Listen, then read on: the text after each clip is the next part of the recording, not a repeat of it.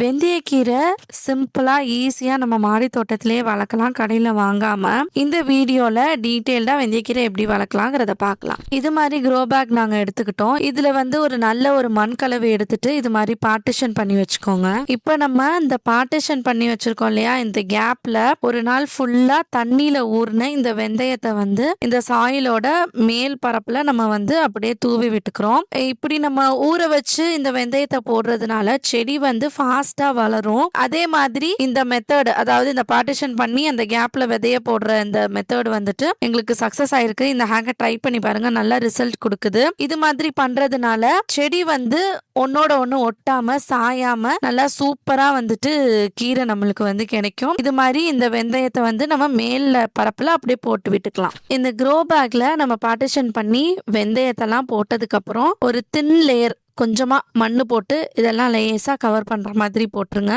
ரொம்ப திக் லேயர் போட்டுறாதீங்க, செடி வளராது, ரொம்ப லேட் ஆகும், செடியும் அழுகி போற மாதிரி ஆயிடும். ஒரு தின் லேயர் மட்டும் நீங்க போட்டு நீங்க கவர் பண்ணாதான் சீக்கிரமா நல்லா ஹெல்த்தியா சூப்பரா உங்களுக்கு ஸ்ப்ரவுட் ஆகி கீரை வளர ஸ்டார்ட் ஆகும்.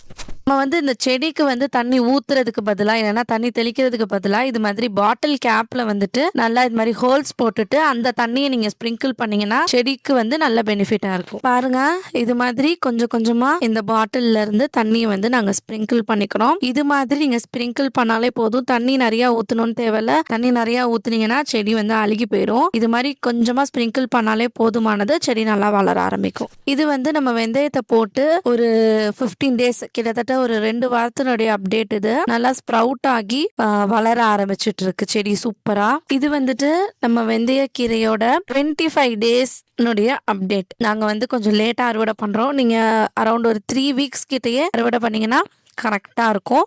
நல்லா சூப்பராக தலை ஃப்ரெஷ்ஷாக வளர்ந்துருக்கு நம்ம வெந்தயக்கீரை. இப்போ நம்ம வெந்தயக்கீரையை அறுவடை பண்ணிடலாம். இதை நீங்கள் கட் பண்ணி எடுக்காம மார்னிங் டைம் இல்லைன்னா ஈவினிங் டைம் இதை அப்படியே வேரோட நீங்கள் மெதுவாக எடுத்தீங்கன்னா ஃபுல்லாக வந்துடும். ஏன்னா அந்த டைமில் தான் உங்களுக்கு சாயில் கொஞ்சம் மாய்ஸ்டராக இருக்கும். தண்ணி நீங்கள் ஊற்றி தெளித்து எடுக்கணும்னு தேவையில்லை. தண்ணி இல்லாமையே சாயில் நேச்சுரலாகவே லூசன் பண்ணி கொடுக்கும் மார்னிங்கும் ஈவினிங்கும். ஸோ அந்த டைம் நீங்கள் முழுசாக இதை வேரோட எடுத்து அறுவடை பண்ணி வச்சுக்கலாம். நம்ம வெந்தயக்கீரையை அறுவடை பண்ணியாச்சுங்க. எவ்வளோ கிடைச்சிருக்கு பாருங்க, நல்லா சூப்பராக ஃப்ரெஷ்ஷாக தலன்னு செம்மையாக இருக்கு. வெயில் காலத்துக்கு ரொம்ப நல்லது. இது சப்பாத்தியில் வாஷ் பண்ணி பிச்சு போடலாம், சூப் வைக்கலாம், கிரேவி வைக்கலாம், கூட்டு செய்யலாம். நாங்கள் அப்படிதான் செய்வோம். செம்ம டேஸ்டாக வாசமாக சூப்பராக இருக்கும். இந்த வெந்தயக்கீரை ஈஸியாக நம்ம மாடி தோட்டத்தில் வச்சு வளர்க்கலாம். பிகினர்ஸ்லாம் நீங்கள் இருந்தீங்கன்னா ரொம்ப ஈஸியாக நீங்கள் இதை சிம்பிளாக வளர்க்கலாம்.